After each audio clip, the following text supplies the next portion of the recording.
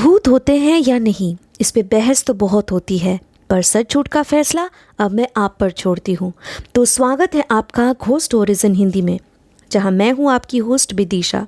और अब से हर हफ्ते शुक्रवार को आप मुझे सुन पाएंगे एक्सक्लूसिवली ऑन स्पॉटिफाई।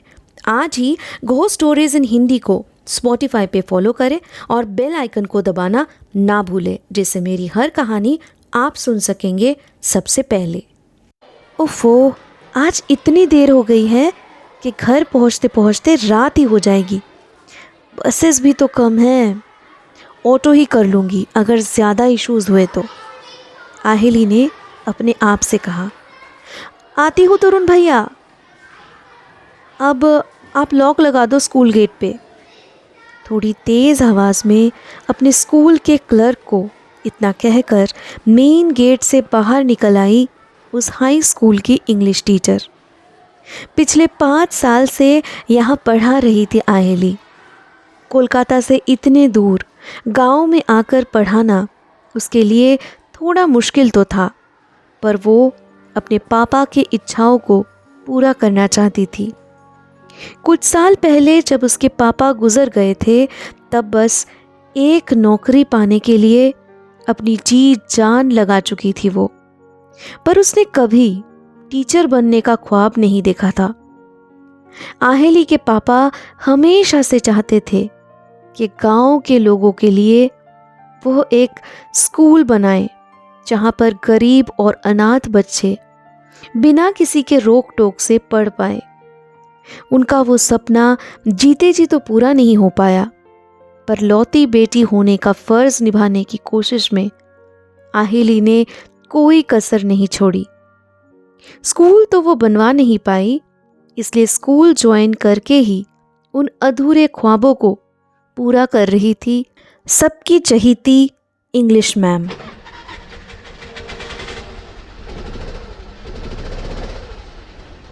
ऑटो से उतरते ही सड़क के किनारे पीपल के पेड़ की तरफ नजरें पहुंची आहिली की। उस पेड़ के नीचे ज़्यादातर ही कोई भिखारी या थका हारा इंसान आराम करते हुए आए दिन दिखाई देते थे, लेकिन आज एक अलग नज़ारा था उस जगह पे। 2 बुजुर्ग पति पत्नी पेड़ के नीचे बदहवास होकर आंसू भरी निगाहों से इधर उधर देखे जा रहे थे, मानो किसी को वो ढूंढ रहे थे। वहाँ से गुजरते हुए लोगों को देखकर आहिली को थोड़ी हैरानी हुई। उनमें से किसी ने उन दोनों को मुड़कर देखा भी नहीं। इंसानियत नाम की चीज़ अब क्या गांव के लोगों में भी ख़त्म हो चुकी है? इस तरह कैसे नज़रअंदाज करके जा रहे हैं लोग?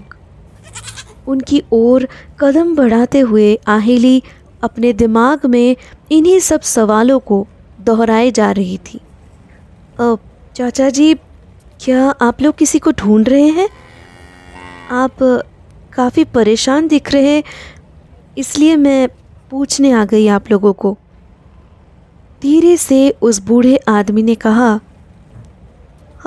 हाँ बेटा, पर यहाँ गुजरते हुए किसी ने भी तुम्हारे जैसे हमें आकर ऐसे मदद करने के लिए पूछा भी नहीं।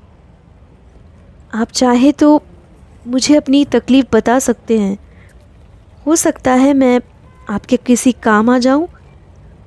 आहिली की बातें सुनकर वहाँ पे बैठे हुए औरत ने कहा, बेटी तुम बहुत अच्छी हो, अब तुमसे क्या छुपाना। हमारा पूरा परिवार यहाँ गंगा स्नान करने आए थे, लेकिन पता नहीं मेरे बेटे और बहू यहाँ हमें बिठाकर कहाँ गायब हो गए। कब से यही बैठे हैं, कहकर गए थे कि बस कुछ ही देर में वापस आ जाएंगे, पर अब तक लौटे ही नहीं।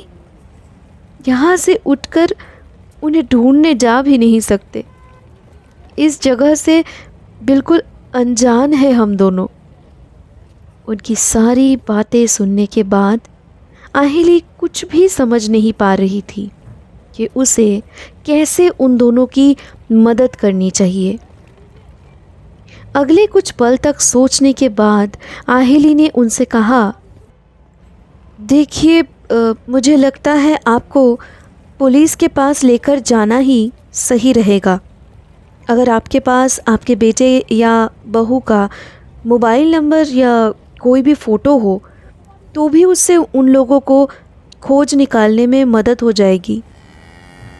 नहीं नहीं बेटा, ना हमें पुलिस के चक्कर में पड़ना है और ना ही हमारे पास राजीव और शोभा का नंबर है।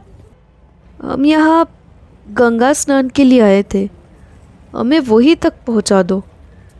वही हमारा बेटा शायद हमें ढूंढते हुए पहुँच जाएगा। हमारे कुछ पहचान वाले वहीं पे मिल जाएंगे। बस हम दोनों ही अलग से आए थे अपने बेटे बहू के साथ। आखिरी वक्त पे उन्होंने ही कहा कि वही हमें गंगा स्नान करवाने ले जाना चाहते हैं, इसलिए बाकी सबके साथ जाने की ज़रूरत नहीं। ठीक है चाचा जी, जैसा आप दोनों को ठीक लगे, पर पहले आप दोनों थोड़ा कुछ खा लीजिए। मैं अभी आपके लिए कुछ खाने पीने का बंदोबस्त करती हूँ।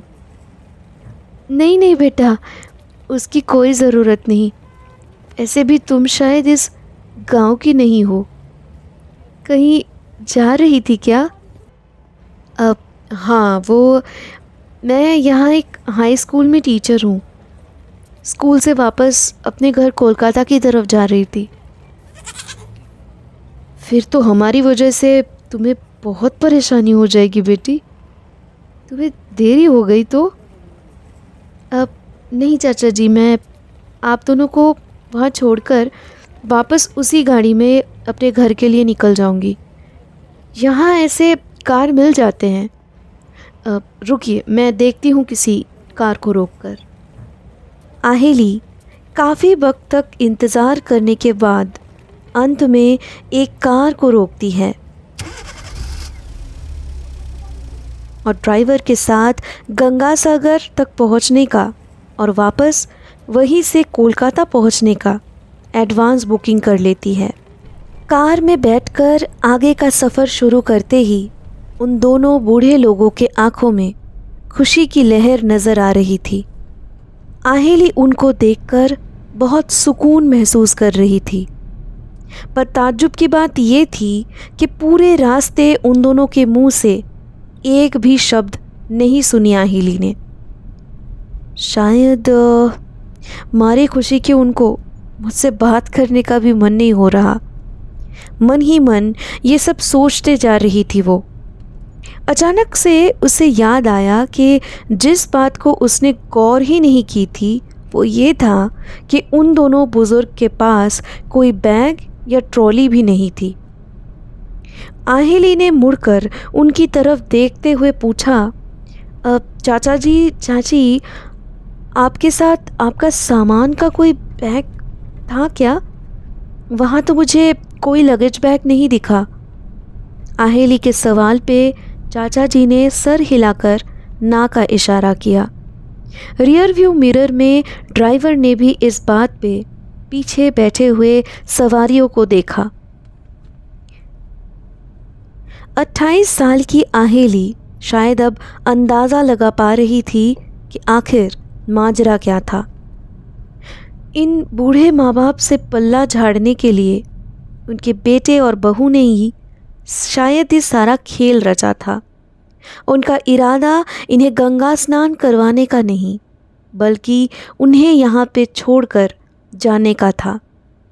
अपने पेरेंट्स को झांसा देकर पहचान वालों से अलग उन्हें यहाँ लेकर आना सब ही प्लान का हिस्सा था। बिना पहचाने भी लगाव सा हो गया था आहेली को उन लोगों से। इसलिए कार से उनके उतरकर अलविदा कहते ही उसके आंखों में आंसू आ गए। उनके आंखों में अपने बेटे और बहू के आने की उम्मीद अभी भी कायम थी। सारी सच्चाई भांपकर भी आहेली उनसे उस राज का खुलासा नहीं कर पाई।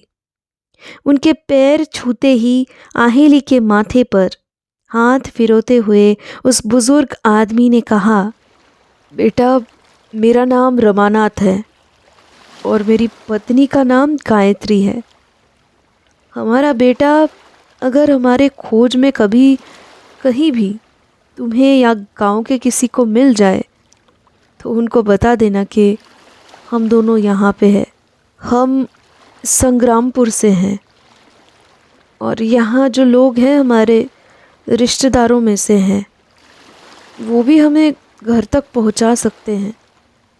जो भी तुमसे हो पाए देख लेना बेटा। जी चाचा जी, आप निश्चिंत होकर गंगा स्नान का आनंद उठाइए। बाकी मुझसे जितना भी हो सकेगा मैं करूँगी। आपको कभी मेरी ज़रूरत पड़ी तो इस नंबर पे कॉल कर लेना। यहाँ पे आपको कॉल करने में कोई भी दिक्कत नहीं होगी। पुलिस बूथ या हेल्प डेस्क यहाँ पे मौजूद है अगर कॉल करना हो तो। और बस बस बेटा, अब बहुत हुआ। तुम्हें घर जाने में देरी हो जाएगी। फ़ौरन रवाना हो जाओ यहाँ से, वरना तुम्हारी माँ को बहुत चिंता हो जाएगी। तुम्हारे पापा के जाने के बाद से तुम ही तो उनका सहारा हो। बहुत बहुत शुक्रिया हमें यहाँ तक पहुँचाने के लिए। खुश रहो बेटा। घर पहुँचने के बाद पूरा किस्सा अपने माँ को बताकर आहिली का मन थोड़ा हल्का हुआ। अगली सुबह अपने स्कूल के बस स्टॉप पे उतरते ही आहिली चौंक गई, क्योंकि जिस पीपल के पेड़ के नीचे कल वो बुज़ुर्ग बैठे हुए थे, वहाँ आज भीड़ जमी हुई थी। आहिली तुरंत उस जगह पे क्या हुआ है ये देखने पहुँच गई, पर वहाँ का खौफनाक नज़ारा देखते ही आहेली के पैरों तले मानो ज़मीन खिसक गई। उसे अपने आँखों देखी पर यकीन नहीं हो रहा था। वो किसी से कुछ पूछती इससे पहले ही भीड़ में खड़े हुए एक आदमी ने कहा, भाई साहब, ये क्या हुआ है यहाँ पे? इसके जवाब में किसी दूसरे आदमी ने कहा, अरे क्या बताए भाई साहब, पिछले 2 दिन से यहाँ पे बैठे हुए थे ये दोनों। पता नहीं किसी को ढूंढ रहे थे शायद। कल शाम यहाँ इस पेड़ के नीचे लेटे हुए दिखे। सभी को शायद लगा होगा कि नींद में है, पर आज सुबह तक जब इनमें कोई हलचल नहीं दिखी तो डॉक्टर आए और उन्हीं से पता चला कि इनकी मौत शायद कल दोपहर को ही हो चुकी थी। कुछ ही देर बाद पुलिस ऑफिसर के सामने उन लाशों को शनाख्त करते हुए आहेली ने कहा, इनके गांव का नाम संग्रामपुर है।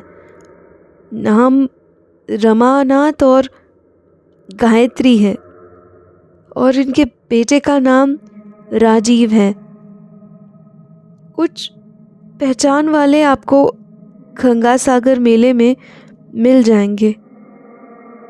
पुलिस को आहेली के बताए हुए कहानी पे पहले भरोसा नहीं हुआ था, पर बाद में उस कैब ड्राइवर के पूछताछ करने पर सारी सच्चाई का पता चला।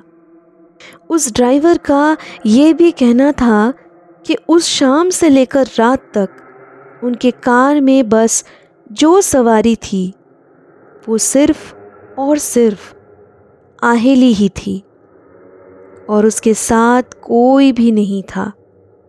ड्राइवर की बातों को गौर करने पर आहेली को याद आया कि उसने तो अपने बारे में कुछ भी उस दिन रमानाथ जी को नहीं बताया था, पर बावजूद इसके रमानाथ चाचा ने उसे आखिरी बार ये कहा था कि तुम्हारी माँ को बहुत चिंता हो जाएगी। तुम्हारे पापा के जाने के बाद से तुम ही तो उनका सहारा हो। घोस्ट स्टोरीज इन हिंदी को स्पॉटिफाई पे फॉलो करते वक्त बेल आइकन को दबाना ना भूलें, जिससे मेरी हर कहानी आप सुन सकेंगे सबसे पहले। अब से हफ्ते के हर शुक्रवार को मैं आपके लिए लाऊंगी ऐसी कहानियाँ जो आपके डर के परिभाषा को बदल के रख देगी।